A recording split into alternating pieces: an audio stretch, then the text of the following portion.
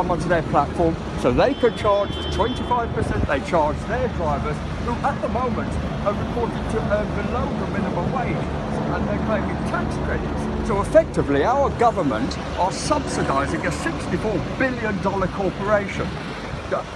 What happens is they have a marketing platform. They spend $1 billion a year on marketing. They spend another $1 billion a year to not be regulated. The licensed taxi trade in London are sole traders and are not afforded a marketing platform. They've come in, they've hijacked it. TfL are afraid of them because they would be embarrassed. And central government has got involved and said, leave Uber alone.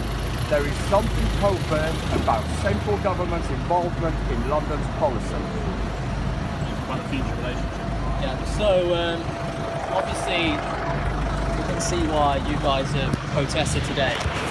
What would you be satisfied with eventually? Once you wrote it eventually, obviously you hope eventually you will do something satisfying. What would that be for you? We've got no problem with politics.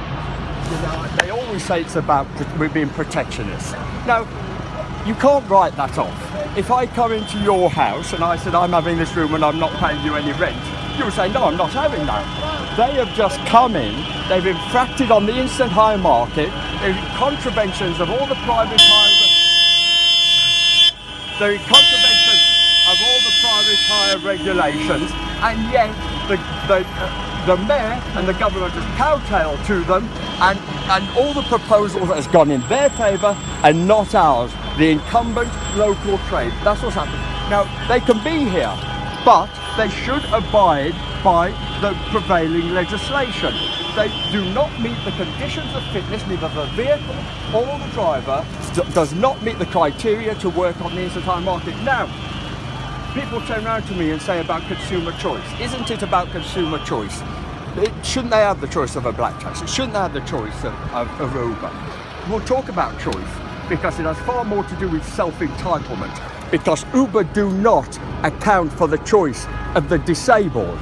They do not account for the choice of those who have hearing impairment. They do not account for the choice of those who are sight impaired, because it's at the discretion of the driver if they take assistance dogs. And most of all, they do not account for anyone who doesn't have a credit card or who doesn't have a smartphone. It is a discriminatory system, and it is about data collection and getting you accountable on a database so that they can use that in order for marketing purposes, in order to infract heavily on other businesses.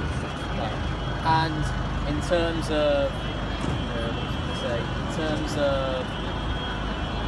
as long as they're not subjecting recirculation, what do you see? Do you see further protests taking place? Absolutely. I would say this is going to escalate, because Leon Daniels, and this is significant, Leon Daniels and Gareth Emerson that have facilitated Uber coming here and operating, they've bent over backwards to accommodate Uber. They've done nothing for our industry.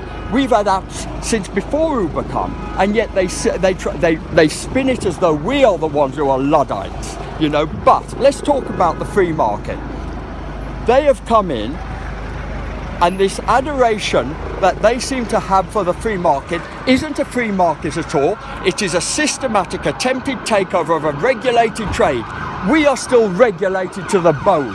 They aren't regulated at all. There is no barrier to entry. And I know those in favour of a free market always say the regulated trade go on about safety. Well, if we talk about safety, since November through till now, there has been 6 Uber drivers convicted of sexual assault. That's unprecedented.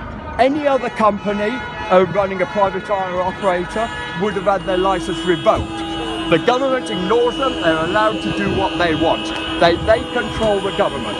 It's just they are not going to come in and run roughshod and lower our standards to theirs. They want us to have no standards. They want us to be down there. We have very high, there's nothing wrong with the stringent licensing process, and all their drivers can also be a cab driver. They just have to study the knowledge and go through the same vetting processes that we have to go through. What's significant when they say they have the same vetting processes as we, Firstly, if they've been in the country for less than 3 years, you're not subjected to the same comprehensive police check as everybody else. They can't be. There's a lot of countries that are exempt. There are also refugees. If you're a refugee in the country, by law, they are not obliged to give you a CRB check, a criminal records check. So they are not subjected to the same vetting processes that we are.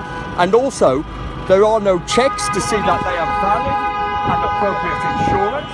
If their insurance runs out, they're not deactivated from the platform. The insurance just carries on. It's you know, they don't. They can carry on. So there's insurance discrepancies. They work in a grey area. They want total market domination, and then they will be able to charge what they like. They want the consumer not to have a choice between those who work with the sat-nav and the professional taxi service in London. Not for the attendance tonight, it is the biggest demonstration this time. Got it off a bit, Ron. No, yeah, brilliant. Because there is corruption. Central government. You got Rachel Whetstone, the Vice President of Uber. They were